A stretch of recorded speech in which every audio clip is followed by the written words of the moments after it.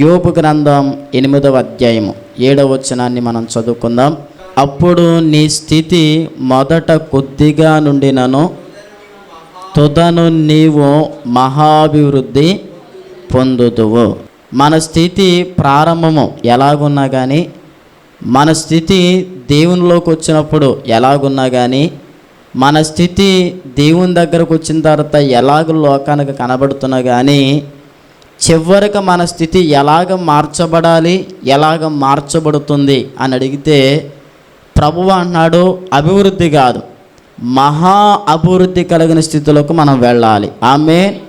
చాలామంది జీవితాలు, చాలామంది కుటుంబాలు, చాలామంది బ్రతుకులు ఒక రకంగా చెప్పాలంటే 100లో మందిరానికి వచ్చే 70-80% కుటుంబాలు కూడా ఎక్కడైనా ప్రపంచంలో వారి జీవితాల్లో దేవుని దగ్గరకు వచ్చినప్పుడు ఎలాగున్నారో చాలా కుటుంబాలు అలాగుండిపోతాయి. అది ఆరోగ్యపరంగా అవ్వచ్చు, ప్రాముఖ్యంగా ఆర్థిక పరంగా అవ్వచ్చు, భౌతిక పరంగా అవ్వచ్చు, ఆత్మీయ పరంగా అవ్వచ్చు. ఏ కోణంలో చూసుకున్నా మొదట్లో మేలుల చేత, దీవెనల చేత, అద్భుతాల చేత, ఆశీర్వాదాల చేత దేవుని యొక్క సన్నిధిని పొందుకుని వచ్చిన వారు ఎదుగుచున్న కొలది, సీనియారిటీ పెరుగుచున్న కొలది, సంవత్సరాలు అధికమవుతున్న కొలది చాలామంది బ్రతుకుల్లో అలాంటి పరిస్థితులు కనబడతాయి. కానీ బైబిల్ చెప్తున్న సత్యం ఏంటంటే, దేవుడు మాట్లాడుతున్న మాట ఏంటంటే, నువ్వు ఎలాగొచ్చావో అలా ఉండిపోవడానికి వీలు లేదు. ఎందుకంటే నువ్వు దేవుని దగ్గరకు వచ్చావు. నీ కేటగిరీ, నీ లెవెల్, నీ పరిస్థితులు అన్నీ కూడా మార్చబడాలి. అది దేవుని యొక్క కోరిక. స్తోత్రం చెప్పండి గట్టిగా. ఏమీ రాని పిల్లోడిని ఈ అంటాం కూడా రాని పిల్లోడిని తీసుకెళ్ళి మనం స్కూల్లో పడేస్తాం. ఆడు 10వ తరగతికి వచ్చిన తర్వాత ఆ లెవెల్ అంతా ఎలా మారిపోద్ది? అమ్మా నాన్నలు ఒకవేళ సరిగ్గా చదువుకోకపోతే వాళ్ళకే పాఠాలు నేర్పించేది జ్ఞానాన్ని పొందుకుంటాడు. ఉన్నారు కదా. అతని జీవితంలో పెన్న పట్టుకోవడం రాని వయసులో మనం జాయిన్ చేస్తే పెన్నతో సంతకాలు కాదు, అవసరమైతే ఎవరి సంతకాన్ని పెట్టేసి అంత ఆ కెపాసిటీ సంపాదించేసుకుంటారు. అంటే గమనించండి ప్రియులారా, మన జీవితాల్లో కూడా దేవుని దగ్గరకు వచ్చిన తర్వాత, క్రీస్తు పాదాల చెంతకు వచ్చిన తర్వాత కూడా ప్రభు ఏం ఆశపడుతున్నాడంటే, మనం ఎలాగొచ్చామో అలాగ సాధారణంగా ఉండడానికి వీలు లేదు.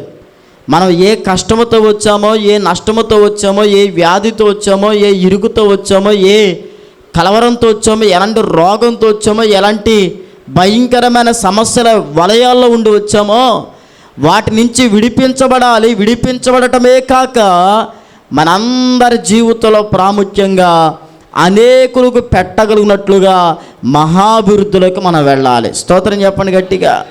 హల్లెలూయా. యాకోబు గారి గురించి వాళ్ళ మావయ్య అంటారు ఏమని, నీవు నా ఇంట్లో పెట్టిన నీ యొక్క పాదము చాలా నాకు కలిసి వచ్చింది అంటాడు. నేను శకునము చూసి తెలుసుకున్నాను అంటాడు. నాకు ఎందుకు నేను చేసిన పని పాటలని నాకు కలిసి వచ్చేస్తున్నాయి, నేను ఎందుకు దేంట్లో విరేలు పెడితే సక్సెస్ అయిపోతుంది, ఎందుకు నేను ఖర్చు పెట్టిన దానికి 100 పంట వచ్చేస్తుంది అని ఒకసారి నేను సెర్చ్ చేస్తే నాకు ఎవరి పేరే కనపడిందంటే నీ పేరే కనపడింది. యాకోబు విన్నావు కదా. నేను వెళ్ళిపోతాను అంటున్నాడు. నువ్వు వెళ్ళిపోవడానికి లేదు. నీకు ఎంత జీతం కావాలితే అంత జీతం నేను ఇచ్చేస్తాను. కాబట్టి నీవు నా ఇంట్లో ఉండటం, నీవు నా దగ్గర ఉండటం, నీవు నా యొక్క ప్రహారీ లోపల ఉండటం నాకు నా ఇంటికి చాలా దీవెన అని అన్న కోరుకున్నట్లుగా దేవుని పిల్లలైన వారి గురించి సమస్త ప్రజలు చెప్పుకోవాలి, మీ ద్వారా మేము దీవించబడుతున్నాం. ఆమేన్ చెప్పాలి మీరు. మీ ద్వారా మా ఇల్లు పోషించబడుతుంది, మీ ద్వారా మా యొక్క నోట్లోకి గుప్పెడు అన్నం వెళుతుంది, మీ ద్వారా మేము చల్లగా ఉన్నామని మనల్ని బట్టి చెప్పాలి. అది ఎవరి వల్ల జరుగుతుందంటే, మనం ఏ దేవుని నమ్ముకున్నామో, ఏ దేవుడి దగ్గరకు వచ్చామో ఆ దేవుని ద్వారా మాత్రమే జరుగుతున్నది. స్తోత్రం చెప్పండి. హల్లెలూయా. అందుకనే ప్రభు ఏంటంటే, చెట్టు ఉందనుకోండి, చెట్టు విత్తనం వేసినప్పుడు విత్తనం కనబడుతుంది, అసలే విత్తనం కనబడదు. విన్నారు కదా. అది లోపలికి వెళ్ళి చావాలి, అది దానికి ఎరువు వేయాలి, దానికి వేసే నీరు వేయాలి, అంతా దాన్ని వేసిన తర్వాత అది కొంచెం కొంచెం కొంచెం కొంచెం ఏమవుతుంది, అది పెరుగుతుంది. పెరిగిన తర్వాత అది అభివృద్ధి చెందుతుంది. అభివృద్ధి చెందిన తర్వాత అది కాయలను ఇస్తుంది, ఫలాలను ఇస్తుంది. అది కాయలు ఇవ్వటం, ఫలాలు ఇవ్వటం కాదు, ఇంకా కొంతకాలం అయిన తర్వాత అది మహాభివృద్ధి నందితే పొద్దున్నుంచి వర్షం వచ్చేస్తుంది. ఎక్కడ తలదాల్చుకుందామని ఇల్లు ఎటు చూసినా దొరకదు, అప్పుడు ఆ చెట్టే కనబడుతుంది. స్తోత్రం చెప్పండి గట్టిగా. అంటే దేవుని దగ్గరకు వచ్చిన పిల్లల జీవితం, దేవుని దగ్గరకు వచ్చిన కుటుంబ జీవితం, దేవుని దగ్గరకు వచ్చిన ఒక వ్యక్తి లైఫ్ ఎలాగుండాలని ప్రభు కోరుతున్నాడంటే, మీరు ఫలించటం కాదు, మీ కింద కొంతమంది అయినా మీ నీడను అనుభవించాలి. స్తోత్ర. మీరు కడుపు నిండా అన్నం తినటం కాదు, మీ ద్వారా కొంతమంది అయినా అన్నం తినాలి. మీరు సంతోషకరంగా క్షేమంగా బ్రతకటం కాదు, మీ ద్వారా కనీసం ఒక్కరైనా సంతోషంగా క్షేమకరంగా బ్రతకాలి అన్నది నా దేవుని ఉద్దేశం. అందుకే దేవుడిచ్చిన వాగ్దానాల్లో ఒక గొప్ప వాగ్దానం ఉంటుంది. ఏంటో తెలుసా? నీవు అనేకులకు ఆశీర్వాద కారణముగా ఉందువు. అంటే అనేకులు ఆశీర్వదించబడడానికి, అనేకులు దీవించబడడానికి, అనేకులు ఫలించడానికి, అనేకులు కడుపు నిండా అన్నం తినడానికి ఎవరు కారణం అంటే నీవు నేను అని లోకం చెప్పాలి. అది మన తండ్రి కోరిక. స్తోత్ర.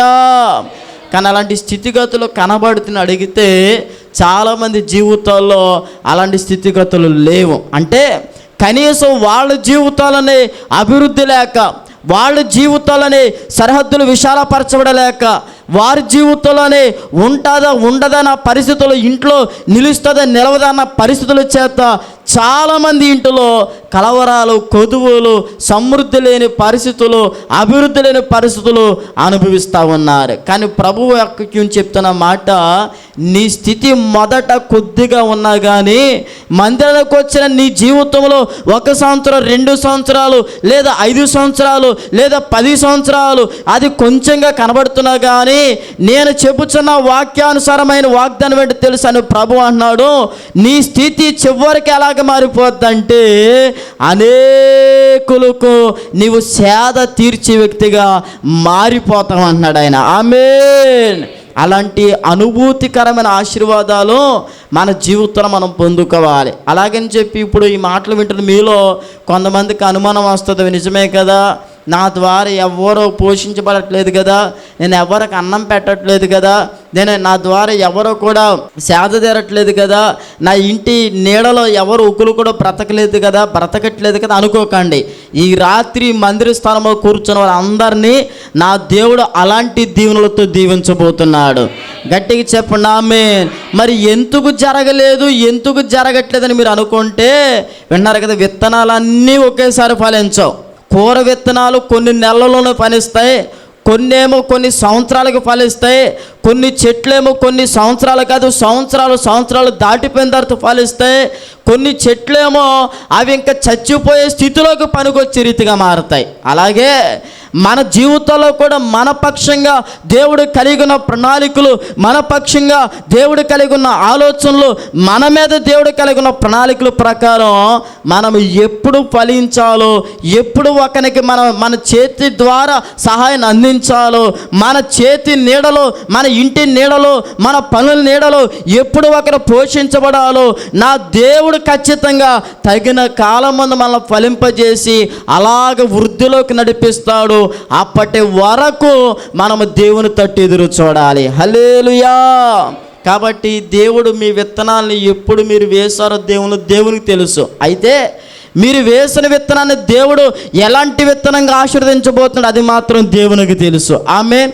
విన్నారు కదా, టేకు మొక్క ఉందనుకోండి, ఇక్కడేం పంట పొలం వేశారనుకోండి, ఈ పంట పొలం ఒక 3 నెలలు లేదా 6 నెలలు ఏమైపోద్ది, పంట వచ్చేస్తుంది, కోసేస్తారు, తీసుకెళ్ళి అమ్మేస్తారు, తినేస్తాం. ఆ పక్కనే అది వేసిన టైంలో టేకు మొక్కలు వేసారనుకోండి, లేదంటే ఫామెల్ తోట వేసారనుకోండి, వాళ్ళు మొన్న వేసేసారు, పండిపోయింది, తీసుకెళ్ళిపోయారు, కోసేసుకున్నారు, డబ్బులు వచ్చేసి తినేశారు, అలా యజమానులు చాలా సంతోషించారు అని చెప్పి ఫామ్ ఆయిల్ తోట బాధపడుతూ నాకెందుకు వచ్చిన జీవితంలే, నాకెందుకు వచ్చిన బతుకులే, ఈ యజమాని చేతులు ఉండటం కంటే అక్కడికి వెళ్ళిపోతాం మంచిది, ఈ యజమాని దగ్గర ఉండటం కంటే ఎక్కడికి వెళ్ళిపోతాం మంచిది, లేదా చచ్చిపోతాం మంచిది, లేదంటే యజమాని వేసే ఎరువు మంచిది కాదు, నీళ్లు మంచిది కాదు అని అది గనక యజమానికి లోబడకుండా ఆ యజమాని దానికి పెడుతున్న పోషణను అది అన్వయించుకోకుండా దాన్ని అంటుకట్టుకోకుండా ఉందనుకోండి, ఫామ్ ఆయిల్ తోట ఫలిస్తుందా? ఫామ్ ఆయిల్ తోట ద్వారా మంచి ఫలాన్ని యజమానుడు చూడగలుగుతాడా? వినండి నా ప్రియ దేవుని పిల్లలారా, నా ప్రభువు చెప్తున్నాడు, అలాగే అందరిలాగా దేవుడు మిమ్మల్ని దీవించాలనుకోవట్లా, అందరి ఇంట్లో చేసినట్లు దేవుడు మీ ఇంట్లో కార్యం చేయాలనుకోవట్లా, అందరి ఎడల తలంపులు కలిగి ఉన్నట్లు దేవుడు మీ ఎడల తలంపులు కలిగి లేడు. అందరిని దేవుడు వాడుకున్నట్టుగా మిమ్మల్ని వాడుకోవాలనుకోవట్లా. నీ కొరకు దేవుడు ఉద్దేశించిన సంగతులు, ఆయన కలిగి ఉన్న తలంపులు, ఆయన ఏర్పాటు చేసిన మార్గం చాలా వింతైనది, చాలా వెరైటీ మార్గం. అది మన కన్నులకు అందకపోయినా, ఊహలకు అందకపోయినా, ఒక రోజున అబ్బురపడే ఆశ్చర్యకరమైన జీవితాన్ని నువ్వు అనుభవించబోతున్నావు. ఆమేన్. చేతుల పైకెత్తి స్తోత్రం చెప్పండి. హల్లెలూయా. తల్లిదండ్రులైన వారు ఉంటారు, పిల్లల్ని ఎలా చదివిస్తారు? ఒకళ్ళనేమో డాక్టర్ అవ్వాలని చదివిస్తారు, ఒకళ్ళనేమో టీచర్ అవ్వాలని చదివిస్తారు. టీచర్ అవ్వాలంటే ఇంచుమించుగా నాకు తెలిసి ఆ డిఎస్ అక్కడ దాకా చదువుకుంటే, అంటే మహా అయితే ఆ ఇంటర్ అయిన తర్వాత ఇంకొక 5 సంవత్సరాలు ఉంటుందేమో. ఇంటర్ అంటే కనీసం 17 అంటే ఇంకొక 5 అంటే అంత 22, ఇంకో 2 ఎగస్ట్ వేసుకున్న 24, ఇంకో ఎగస్ట్ వేసుకున్న 1 సంవత్సరం 25 సంవత్సరాలు. అదే డాక్టర్ చదవాలంటే ఇంకొక 2-3 సంవత్సరాలు ఎక్స్ట్రా ఉంటుంది, 28 సంవత్సరాలు. గమనించండి. అలాగే నా ప్రభువు చెప్తున్నాడు, ఈ డాక్టర్ చదువుతున్నవాడు, అయ్యో నా తమ్ముడికి ఉద్యోగం వచ్చేసింది, టీచర్ అయిపోయాడు, స్కూల్లోకి వెళ్ళిపోతున్నాడు, బోర్డు మీద రాసేస్తున్నాడు, తంబేసేస్తున్నాడు అని కలవరపడిపోయి ఆ చదువుతూ మానేసాడు. కానీ డాక్టర్ అవుతాడా? అలా చూస్తున్నారు ఏంటంటే డాక్టర్ అవుతాడు? అవడం. తల్లిదండ్రులైన వారు వారి యొక్క తలంపుల మేరకు, వారి ఉద్దేశాల మేరకు, వారి ఆలోచన మేరకు ఈ కొడుకు పక్షంగా ఒక ఆలోచన కలిగి ఉన్నారు, ఈ కొడుకుని ఒకలా చూడాలనుకుంటున్నారు. అందుకని ఆ ప్రభు మీకు కూడా చెప్తున్న మాట ఏంటంటే, మన అందరితో ప్రభు మాట్లాడుతున్న మాట, మనము కూడా ఆయన కుమార్తెలు కనుక నీ ఇంటిని ఎలాగ దీవించాడో, నీ ప్రక్కన కూర్చొని ఇంటిని దేవుడు అలాగ దీవించాడో ఇంకా గొప్పగా దీవించగలడేమో. ఆమేన్. నీ ప్రక్కన ఇంటిని ఎలాగ దేవుడు దీవించాడో, నీ ఇంటిని దేవుడు అంతకంటే అధికముగా దీవించగలడేమో. అయితే వాళ్ళ కాపు ముందు రావచ్చు, మీది ఆలస్యం రావచ్చు, కానీ ముందు వచ్చిన వెనక వచ్చినా కానీ నా దేవుడు ఎవరిని కూడా వదిలిపెట్టేవాడు కాదు, అందరిని వృద్ధిలోకి తీసుకొచ్చేవాడు ఆయన. హల్లెలూయా. చేతుల పైకెత్తి హల్లెలూయా. అందుకే ప్రభు అంటున్నాడు, నీ స్థితి మొదట ఎలాగుండినా కానీ తొదకు నువ్వేమైపోతావు? మహాభివృద్ధి నందుతావు. విన్నారు కదా, యోసేపు గారి జీవితంలో మొదట స్థితి ఏమైపోయిందంటే 0 అయిపోయింది. చెప్పండి, ఏమైపోయింది? నాన్న దగ్గర ఉన్నప్పుడు 0గా లేడు యోసేపు, గొప్పోడుగా ఉన్నాడు. ఒక్క మాటలో చెప్పాలంటే అన్నదమ్ములందరికంటే గొప్పలాగా ఉన్నాడు యోసేపు. ఎందుకని? వాళ్ళ నాన్నగారు ఏం చేశారంటే, అన్నదమ్ములు ఉన్న వాళ్ళందరికేమో ఒకలాంటి బట్టలు కుట్టేస్తే యోసేపు గారికి మాత్రం సపరేట్ బట్టలు కుట్టించాడు. అంటే యోసేపు అందరిలో ప్రత్యేకించబడిన వాడిగా ఉన్నాడు, యోసేపు గుర్తింపదగిన వాడిగా ఉన్నాడు, యోసేపు అమ్మానాల యొక్క ఆశీస్సులు పొందిన వ్యక్తిగా ఉన్నాడు. నా ప్రియ దేవుని పిల్లారా, వాక్యం చెప్తున్న మాటని తెలుసా? ఎప్పుడైతే ఒక తండ్రి ఒక తల్లి దీవెన పిల్లల మీద ఉంటుందో అది జీవితకాలం అంతా దీవెన వెంటాడుతూనే ఉంటుంది. ఆమేన్. అందుకే బైబిల్ చాలా సూటిగా చెప్పింది, తల్లిదండ్రుల విషయమై మనం చాలా జాగ్రత్తగా ఉండాలని. ఇది వరకు దినాలు అనగా పాత నిబంధనల చరిత్రలోకి వెళ్తే కనుక తండ్రి నోరు తెరిచి ఏది పలిగితే కొడుకుల విషయమై దేవుడు అది నెరవేర్చేవాడు. ఖచ్చితంగా దేవుడు అది నెరవేర్చి వారి జీవితాలను గణపరిచేవాడు. అందుకని అలనాటి దినాల్లో అంత భయంకరమైన పోరాటం జరిగిపోయింది. వెళ్ళవలసిన కొడుకుని పంపించకుండా వేరే కొడుకుని తల్లి పంపించడానికి గల కారణం ఏంటి? అదే కారణం. ఒరే, దీవులన్నీ నీ యొక్క సోదరుడికి వెళ్ళిపోతాయిరా, ఆడికి అది నీకు వెళ్ళాలి అని చెప్పేసి అవతారం మార్చి పంపించింది అమ్మ. ఎందుకు? తల్లిదండ్రులు దీవెన, తల్లిదండ్రుల ఆశీస్సులు, తల్లిదండ్రుల నోటి ఫలము మనకు దీవెనను ప్రభు చెప్తున్నాడు. వారి నోటి ఫలం మనకు దీవెనకరంగా ఉండాలంటే వారిని ఏం చేయాలంటే వారిని సంతోష పెట్టాలి. ఆమె గురువును కూడా తండ్రులు అంటారు కదా. ఇది వరకు దినాలు అలాగే కొలిచేవారు, తండ్రులతో సమానమని కొలిచేవారు, తల్లితో సమానమని వారు.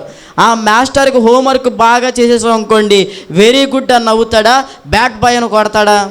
ఒకవేళ హోంవర్క్ చేయకపోతే ఏమంటాడు మాస్టరు? చెప్పండి, బ్యాడ్ బాయ్ అంటే పనికి రానోడు అంటాడు, రే నీకు ఎన్నిసార్లు చెప్పిన బుద్ధి రాదా అంటాడు, పిచ్చి పిచ్చి మాటలన్నీ బట్టి తిట్టేతా ఉంటాడు. విన్నారు కదా? అలాగే మన తండ్రి దగ్గర నుంచి మనం దీవించబడే మాటలు, నువ్వు బాగుపడతావు, నీ ఇల్లు బాగుపడుతుంది, నీ స్థితిగతులు బాగుపడతావు, నువ్వు నోట మాటలు మన దగ్గరికి రావాలంటే తల్లిదండ్రులు సంతోషపెట్టి బిడ్డలాగా మనము ఉండాలి. మాట్లాడే ప్రభుకి స్తోత్రం చెప్పండి. హల్లెలూయా, హల్లెలూయా. ఆ యోసేపు కూడా ఎప్పుడు అదే చేసేవాడు. ఎందుకని? వాళ్ళ నాన్నగారి మనసుని యోసేపు గెలుచుకున్నాడంటే, నాన్నగారికి ఏమి యోసేపు గారు అంటే ఎక్కువ ప్రేమ ఉండి ఆ మిగిలిన వాళ్ళంటే తక్కువ ప్రేమ అని అసూయ ఏం కనపరచలా, స్వార్థం ఏం కనపరచలా. యేసేపు నాన్న మనసుని గెలిచాడు. ఎలాగా? ఆ అన్నదమ్ములు అందరేమో లోకానుసారంగా బ్రతుకుతున్నారు. అంటే ఈ రోజులో జ్ఞాపకం చేసుకుంటే సిగరెట్లు తాగుతున్నారు, మందు తాగుతున్నారు, సినిమాలు చూస్తున్నారు, రోడ్లంటే తిరుగుతున్నారు, అమ్మ మాట నాన్న కాదనుకుంటే గెంటేస్తున్నారు, అబద్ధాలు ఆడుతున్నారు, మోసాలు చేస్తున్నారు. కానీ యేసేపు ఏమని చేస్తున్నాడా? ఏం చేయట్లేదు. పొద్దునే లేస్తే ప్రార్థన చేసుకుంటున్నాడు, తర్వాత బైబిల్ చదువుకుంటున్నాడు, ఆదివారం గుడికి వెళ్తున్నాడు, శుక్రవారం గుడికి వెళ్తున్నాడు, వారానికి రోజు ఉపవాసం ఉన్నాడు, ప్రతిరోజు మానకుండా స్కూల్కి వెళ్తున్నాడు. అంటే ఇప్పుడు రోజులు యేసేపు గురించి ప్రభువు చెప్తున్నాడు. ఆ యొక్క అన్నయ్యలు ఏదైనా తప్పు చేస్తే యేసేపు నాన్న దగ్గరకు వచ్చి, నాన్న అన్నయ్య ఎవరినో తిట్టాడు, నాన్న అన్నయ్య సినిమాకి వెళ్ళాడు, నాన్న అన్నయ్య బూతు మాటలు మాట్లాడుతున్నాను నాన్న అని చెప్తా ఉండంటే తండ్రి మనసు ఉప్పొంగిపోయి యేసేపు మీద ప్రేమ కొంచెం ఎక్కువైపోయింది. హల్లెలూయా. ఆ ప్రేమ చేత యేసేపుని ఉన్నతంగా కనపరచాడు. కానీ అనుకోకుండా పాపం యేసేపు జీవితం 0 లెవెల్లోకి వెళ్ళిపోయింది. ఎక్కడికి వెళ్ళిపోయింది?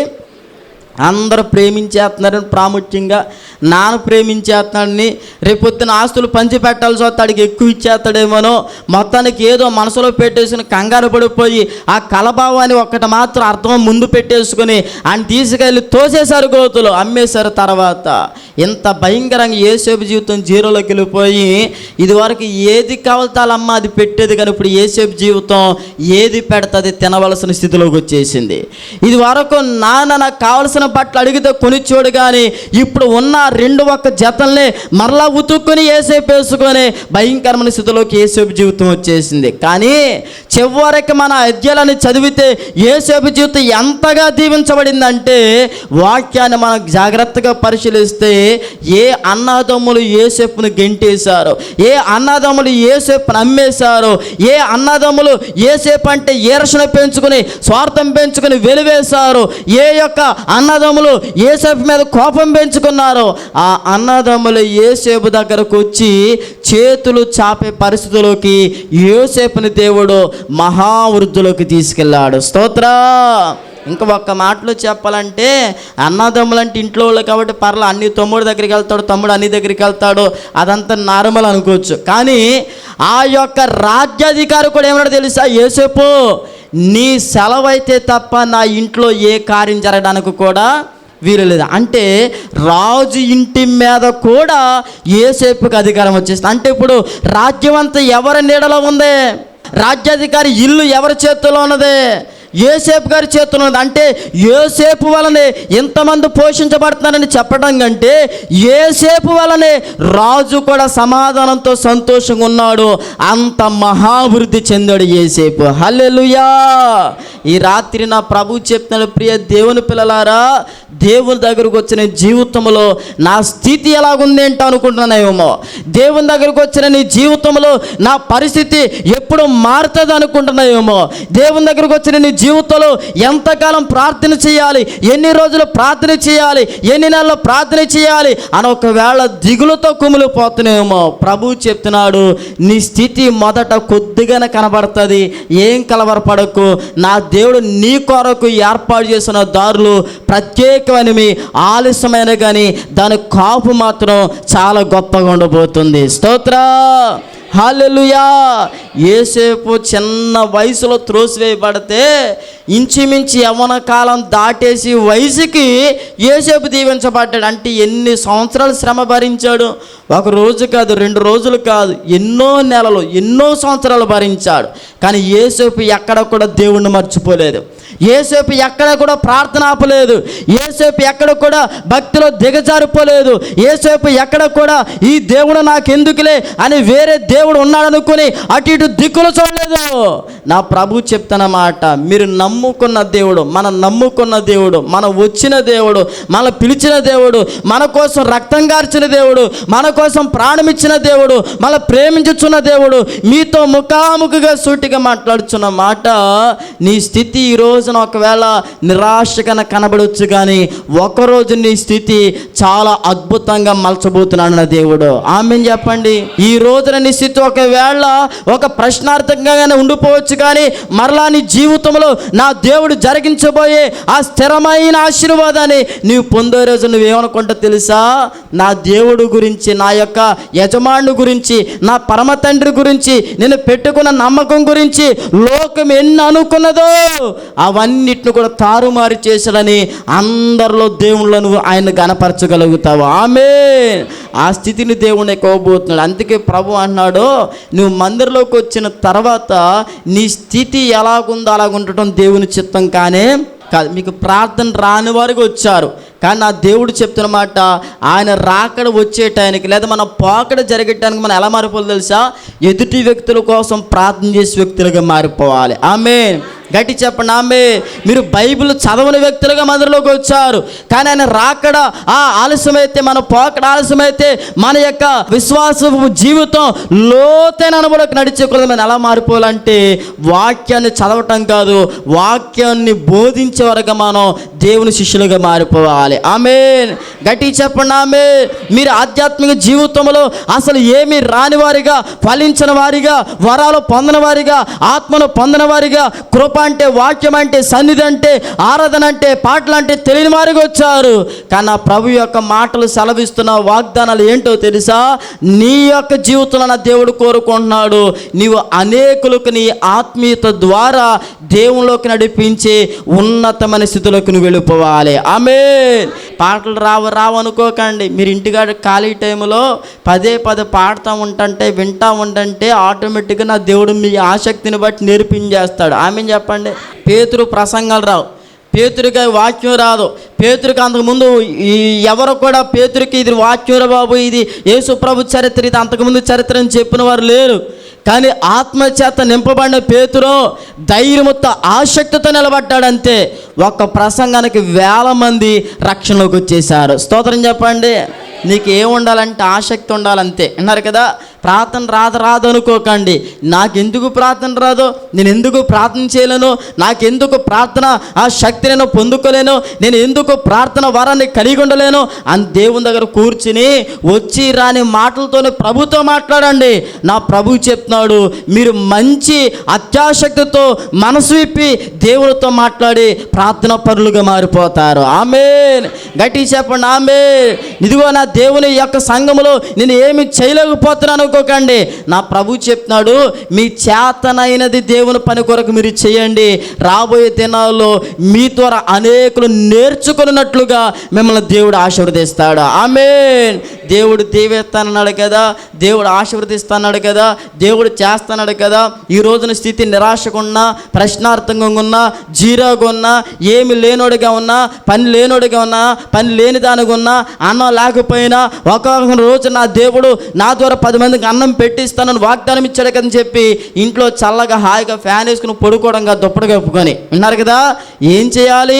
2 మాటలు క్లుప్తంగా మీకు జ్ఞాపకం చేసి ముగిస్తాను. 5వ వచనాన్ని చదువుదాం. జాగ్రత్తగా దేవుని వెతకాలి, సర్వశక్తుడగు దేవుని బతిమాలుకోవాలి, పవిత్రుడవై యథార్థవంతుడవై మనము జీవించాలి. ఈ 3 పనులు చేస్తే చాలు. స్తోత్రం చెప్పండి గట్టిగా. విన్నారు కదా. ఈరోజు మన స్థితి ఎలాగున్నా మందిరంలోకి వచ్చిన తర్వాత దేవుని ఇచ్చే మహాభివృద్ధిని మనం చూడాలంటే యేసయ్య మన కోసం వేసి ఎరువుని మనం ఆస్వాదిస్తూ, ఆ నీరుని మనం ఆస్వాదిస్తూ, ఆ ఫలాన్ని మనం అనుభవిస్తూ అనేకులకు దీవెనకరంగా మనం మారిపోవాలంటే ప్రభు అంటున్నాడు, మొట్టమొదటిది మనము జాగ్రత్తగా దేవుణ్ణి వెతకాలి. మనుషులకు అది ఎతకాల్సింది. విన్నారు కదా. చాలామంది కష్టకాలం వస్తే, బాధకాలం వస్తే, జీరోలోకి వెళ్ళిపోతే, ప్రశ్నార్థంగా జీవితం మారిపోతే చాలామంది లోకాన్ని వెతుకుతూ ఉంటారు. లోకాన్ని తర్వాత, లోక స్నేహితుల తర్వాత, లోకాధికారుల తర్వాత, కానీ ముందు నీవు ఇంపార్టెంట్ ఇవ్వాల్సిన ఎవరికంటే నీవు నమ్ముకున్న దేవుని దగ్గరకు వచ్చేయాలి. విన్నారు కదా. నువ్వు నమ్ముకున్న దేవుని దగ్గరకు వచ్చేసి ప్రభువా నిన్ను వెతుకుతున్నాను, ప్రభువా నిన్ను వెతుకుతున్నాను తండ్రి, నీ దగ్గర నాకు ఆశీర్వాదం ఉందని, నీ దగ్గర నాకు దీవెన ఉన్నదని, నీ దగ్గర నాకు సంతోషం ఉన్నదని నిన్నే వెతుకుతున్నాను ప్రభుని జాగ్రత్తగా దేవుని తట్టు మనం చూడాలి. అంటే ఆ మాటను ప్రభు వెతికిన ఎడలని చెప్పకుండా జాగ్రత్తగా వెతికినాడు. ఎందుకన్నాడంటే కొన్నిసార్లు కొన్ని ఆశీర్వాదాలు, కొన్ని దీవెనలు మన జీవితంలో మన స్థితి ఎలాగుందో ఆ స్థితి నుంచి అభివృద్ధికి వెళ్ళాలనుకుంటే ఎందుకు వెళ్ళలేమంటే వెదిక అనుభవం ఉంటారు చాలామంది. కానీ వెదిక అనుభవం కాదు ఉండాల్సింది, జాగ్రత్తగా వెదిక అనుభవం. అంటే ఒక మాటలు మీకు చెప్పాలంటే తల్లులు చాలామంది ఉన్నారు కదా, మీరు అప్పుడప్పుడు ఇంట్లో ఖాళీగా ఉన్నప్పుడు, ఇప్పుడు కాదులే మానేశారు నాకు బాగా తెలుసు, బట్టలు ఏమైనా చిరిగిపోతే బటన్స్ ఏమైనా ఊడిపోతే ఏం చేస్తారు మీరు? మానేశారని చెప్పాను, అందుకే మీరు గబుక్కును గుర్తురాల నాకు తెలుసు. ఏం చేస్తారో చక్కగా కూర్చొని ఉన్నారు కదా, ఆ సీరియల్ పెట్టుకుని దాని ముందు కూర్చొని 4 లైట్లు వేసుకుని హాయిగా అట్లా కొడటానికి పూనుకుంటారు. కొట్టడానికి ఏం ఉపయోగిస్తారు? సూది ఉపయోగిస్తారు. సూదులో ఏం పెడతారో? దారం పెడతారు. ఆ యొక్క సీరియల్ మొహం చూత దారం ఇలా గిట్టేసారు అనుకోండి, వెళ్ళిపోద్దా? ఎలా పెట్టాలి? చాలా జాగ్రత్తగా పెట్టాలి. 2 కళ్ళు కొన్నా మళ్ళీ కళ్ళు 4 సార్లు సరి చేసుకుని అవసరమైతే, ఇంకా మన వల్ల కాకపోతే కొడుకు ఇట్రా, కూతురు ఇట్రా, నాన్న ఇట్రా, ఏమండి ఇట్రా అని అలా పిలిచి ఏం చేస్తారు? చక్కగా చాలా మన కాన్సన్ట్రేషన్ అంతా కూడా దాని మీద పెట్టి ఆ యొక్క సూదిలో దారం పెడతాం. జాగ్రత్తగా వెతకటం అంటే అదే. దేవుని దగ్గరకు వచ్చిన తర్వాత మన పరిస్థితులు, మన యొక్క తలంపులు, మన యొక్క ప్రయత్నాలు అన్నిటిని కట్టపెట్టేసి కేవలం మన దృష్టి అంతా దేవుని వైపు నిలిపి, మన ఆలోచన అంతా దేవుని వైపు నిలిపి ఆయన తట్టు చూచి అనుభవంలోకి రాగలిగితే మహా అభివృద్ధిని మనం చూడగలుగుతాము. స్తోత్రం. రెండో మాట అక్కడ ఏమన్నాడు తెలుసా? ఆయనను మనం బతిమాలుకోవాలి. చెప్పండి, ఏం చేయాలి? మనుషుల దగ్గరికి వెళ్ళి బతిమాలుతారు చాలామంది. నాకు ఉద్యోగం దయచే, నాకు ప్రమోషన్ ఇవ్వండి, లంచం ఇస్తాను, నాకు ఏదోడు చేయండి అది చేస్తాను, నాకు ఇది చేయండి అది చేస్తానని చాలామంది మనుషుల చుట్టూ తిరిగి బతిమాలుతారు. కానీ బైబిల్ చెప్తున్న సత్యం తెలుసా? నువ్వు దేవుని దగ్గరకు వచ్చి బ్రతిమాలగలిగితే కనుక ఏ మనిషి హృదయం కరగబడాలో నా దేవుడు ఎరిగిన వాడు కనుక రాతి గుండెలను మాంస ముద్దలుగా మార్చువాడు ఆయనే. స్తోత్రం చెప్పండి. క్రీస్తునందు ప్రియ దేవుని పిల్లలకు మరొకసారి ప్రభు పేరట వందనాలు. దేవుని యొక్క మహాకృపను బట్టి దేవుడు తన యొక్క ఉన్నతమైన ప్రణాళికలో భాగంగా నన్ను తన సేవ కొరకు ఏర్పాటు చేసుకుని, దేవుడు తన యొక్క దయను బట్టి ముందుకు నడిపిస్తున్న దేవుని ప్రేమను బట్టి, నా కోసం ప్రార్థించి ఆత్మీయులని మీ అందరిని బట్టి ప్రభు యొక్క నామాన్ని ఘనపరుస్తూ ఉన్నాను. దేవుడిచ్చిన దర్శనంలో భాగముగా ఈ కడవర కాలంలో అనేక చోట్ల ఉజ్జీవం లేని చోట్ల, దేవుని యొక్క పని సరిగ్గా జరగని చోట్ల దేవుడు ప్రేరేపిస్తే, దేవుడు బయలుపరిస్తే తప్పకుండా కొన్ని చోట్ల సంఘాలను నిర్మించడానికి ప్రభు సహాయం చేస్తున్నారు. దానిలో భాగంగా ప్రస్తుతానికి ఏలూరు జిల్లా కామవరపుకోట మండలం తడికిలపూడి ప్రాంతంలో దేవుని యొక్క మందిరం నిర్మాణం పనులు జరుగుతున్నాయి. తప్పకుండా మీ ప్రార్థన సహకారాన్ని కోరుకుంటున్నాం. అక్కడ అనేక ఆత్మల రక్షణార్థమై దేవుని సంఘము బలపరచబడి స్థిరపరచబడి ఒక ఉన్నతమైన సైన్యాన్ని ప్రభు కోసం మనం సిద్ధపరిచినట్లుగా జరుగుతున్న పనుల కొరకు మీరు ప్రార్థన చేయండి. దేవుడు మిమ్మల్ని ప్రేరేపిస్తే తప్పకుండా ఆర్థిక సహకారాన్ని అందించండి. ఈ యొక్క దేవుని మందిర నిర్మాణ విషయంలో మీ వంతుకు మీరు దేవుని యొక్క నడిపింపును బట్టి మాతో చేయి కలిపి దేవుని రాజ్య నిర్మాణంలో సహకరించాలని ప్రేమతో మీ అందరికీ మనవి చేస్తున్నాం. తప్పకుండా మీకోసం ప్రత్యేకంగా ప్రార్థన చేస్తాం. స్క్రీన్ మీద వస్తున్న నెంబర్లకి వివరాలను తెలుసుకుని మమ్మల్ని సంప్రదించి దైవ దీవెనలు పొందండి. ప్రభు కృప మీ అందరికీ తోడే ఉండునుగాక.